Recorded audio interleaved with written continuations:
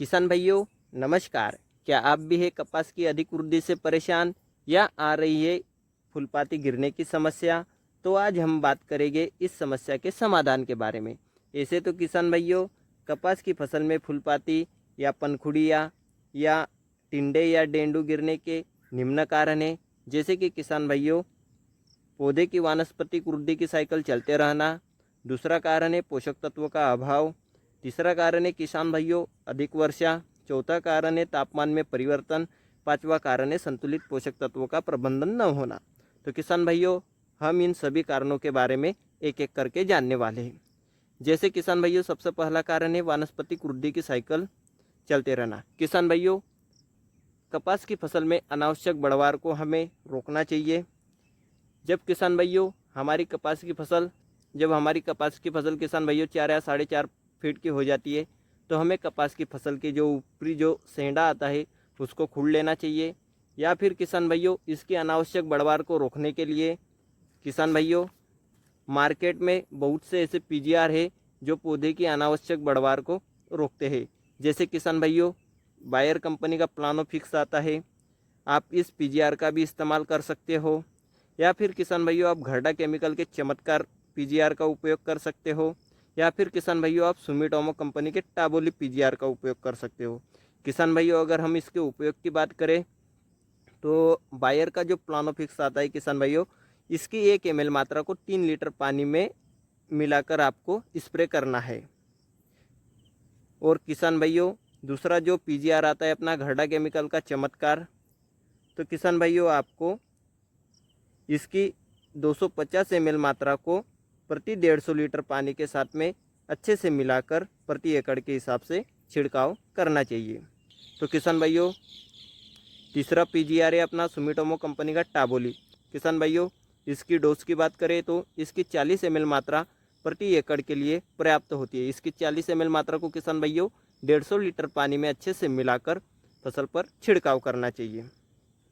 किसान भाइयों, अगर आप अपनी कपास की फसल पर पीजीआर का इस्तेमाल करते हो तो वह कपास की अनावश्यक वृद्धि को रोकता है। जैसे कि किसान भाइयों, पौधे द्वारा जो अपने जड़ क्षेत्र से जो पोषक तत्वों को ग्रहण किया जाता है पौधे द्वारा, तो इसका पूरी तरह से उपयोग पौधे की बढ़वार में न होते हुए उसका पूरा उपयोग पौधे में फूलपाती लगने में होगा, फूलपातियों के विकास में होगा या टिंडे के साइज बढ़ाने के लिए होगा। तो किसान भाइयों, सबसे पहले हमें पौधे की अनावश्यक बढ़वार को रोकना है। किसान भाइयों, दूसरा मुख्य कारण है पोषक तत्वों का अभाव। किसान भाइयों, यह दूसरा कारण भी पहले कारण से कुछ मिलता जुलता है। किसान भाइयों, पौधे में पोषक तत्वों का अभाव जब होता है जब हम कपास की अनावश्यक बढ़वार को न रोके। तो किसान भाइयों, क्या होता है कि जब कपास की अपन बढ़वार को नहीं रोकते हैं, जो 4.5 या 4 फीट की हो जाती है, तो इसमें क्या होता है कि पौधे द्वारा जो पोषण तत्व का जमीन से जो पौधे द्वारा जो जमीन से पोषक तत्व लिए जा रहे हैं उसका पूरा उपयोग फसल के वानस्पतिक वृद्धि में होता है, न कि इसका उपयोग कलिकाओं के निर्माण में, न इसके डेंडू बनने के निर्माण में। बहुत कम मात्रा में इसका उपयोग होता है। फसल में पोषक तत्व की कमी होने के कारण फूल पातियाँ एवं टिंडे झड़ते हैं। किसान भाइयों, तीसरा मुख्य कारण है अधिक वर्षा। क्या होता है किसान भाइयों, लगातार 3-4 दिन से भारी वर्षा होती है तो खेत में पानी भर जाता है। उस कारण से भी कपास की फसल में फूल पाती झड़ने की समस्या आती है। चौथा कारण है किसान भाइयों तापमान में परिवर्तन। दिन में गर्म तापमान हो जाता है और रात में ठंडा तापमान हो जाता है। या फिर किसान भाइयों लगातार 4-5 दिन गर्म तापमान है और उसके बाद में अचानक से ठंडा वातावरण हो जाता है। उसके कारण भी कपास की फसल में फूलपाती झड़ने की समस्या आती है। तो किसान भाइयों, पांचवा कारण है संतुलित पोषक तत्वों का प्रबंधन न होना। किसान भाइयों, आपको जो भी कपास की फसल में नाइट्रोजन, फास्फोरस, जो भी प्राथमिक पोषक तत्व है या फिर सेकेंडरी पोषक तत्व है या फिर माइक्रोन्यूट्रिएंट है, जो भी आपको रिकमेंडेड डोज किया गया है उसको आपको अपनी कपास की फसल में देना चाहिए।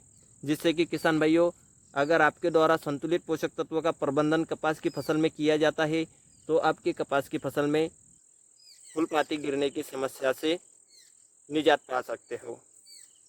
तो तो किसान भाइयों, हमारे द्वारा दी गई यह जानकारी आपको कैसी लगी कमेंट बॉक्स में ज़रूर बताएं। अगर जानकारी अच्छी लगी हो तो वीडियो को लाइक एवं शेयर जरूर करें तथा हमारे यूट्यूब चैनल कृषि विकास पाठशाला को सब्सक्राइब अवश्य करें। तो किसान भाइयों, मिलते हैं अगले वीडियो में। जब तक के लिए नमस्कार, जय हिंद, जय भारत।